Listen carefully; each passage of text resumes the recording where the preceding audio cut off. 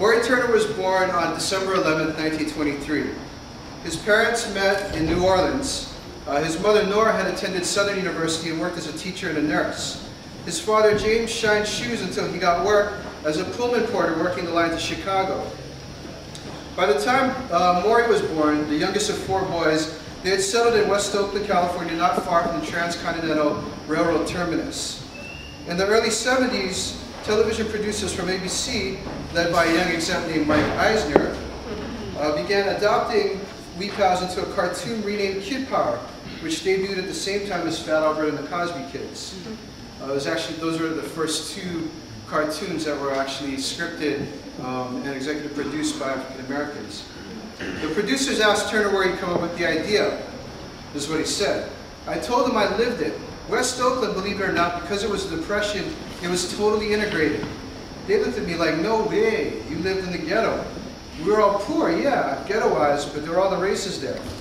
He pulls down a photo of his 1929 kindergarten class at Cole Elementary from his mantle. And this is the picture, and that's Maury up here, top row, 3rd from left. The sepia photo is faded, yet the picture has more color than the American pop magic could handle for decades to come. Among the 37 children, there are 7 blacks, 6 Mexican Americans, 2 Chinese Americans, a Japanese American, and the Native American girl with a heart-shaped face, the object of his unrequited crush. Some hold teddy bears or rag dolls. 3 of them hold American flags. Turner points out the friends who took him to the Portuguese festivals, Jewish synagogue events, and Chinese New Year's parties. You didn't know what the heck was going on, but you knew there was a lot of food there. While his father was working the rails, the boys played sports, ran to the park, or headed to Yosemite Gym to box. When Turner's schoolwork wasn't going so well, he dreaded the days his father returned from Chicago. In the middle of the last beating that Turner received, the boy dove under the bed and scampered on all 4s from one end to the other until his father was laughing so hard he gave up. "I learned the value of humor that day," Turner says.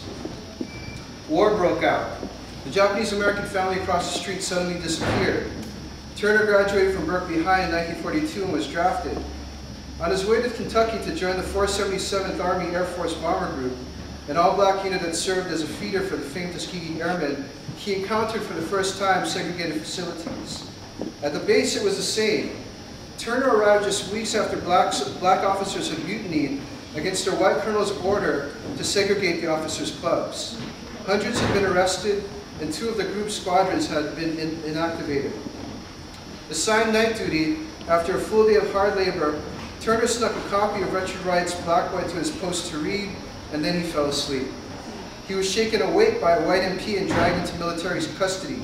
He spent nearly a month in the brig at Fort Knox for neglect of duty. His case was eventually dismissed, but it soon became clear to the members of the overtrained 477 that they, like hundreds of thousands of other African American soldiers, would never see combat.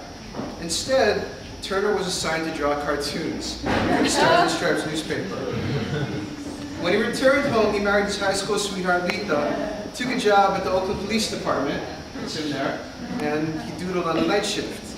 He began selling his work to Boy Scout and baking magazines, the Collier's, Better Homes and Gardens, and the Saturday Night Evening Post. He quit his job and seemed to be following the career of one of his heroes, E. Sims Campbell, the African-American illustrator who made his reputation producing aspirational images of the white elite for Esquire. Only Negro Digest, which made Turner a regular contributor, purchased work featuring non-white characters. So here's some of the strips from that period. The kid there is making this woman scared by saying Black Power. And this one, one of the guys tells the other one, he's a Madison Avenue advertising man, and he's waiting for you to coin a new phrase.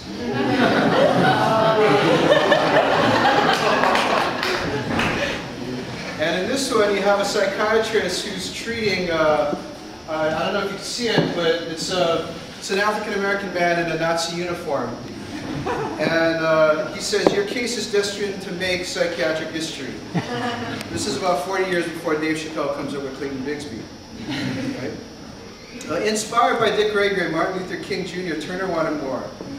He attended a local cartoonist meeting where Charles Schultz, the creator of Peanuts, gave a presentation. That night, Turner went home and created Nipper and a black version of Oliver, the beginnings of an urban version of Peanuts. Two black newspapers, the Berkeley Post and the Chicago Defender, picked up his new strip, Dinky Fellas. Within weeks, though, Turner realized that an all-black strip was not going to work. He needed characters of other cultures to complete the jokes he was concocting. So the revised Dinky Fellas became Wee Pals, and the tiny Lou Little Syndicate picked it up. And that was the beginning of how he moves on to his national debut. The piece gets into a little bit about George Harriman, the creator of Crazy Cat, who was half African American, half white, biracial, and Maury Turner, and talks a little bit about how the industry and the country had changed. But the point that I was trying to make there is that the country was striking down segregation, but at the point that the strip debuted, there weren't any visions of how desegregation would actually look like. And there were still a lot of very deep fears of change.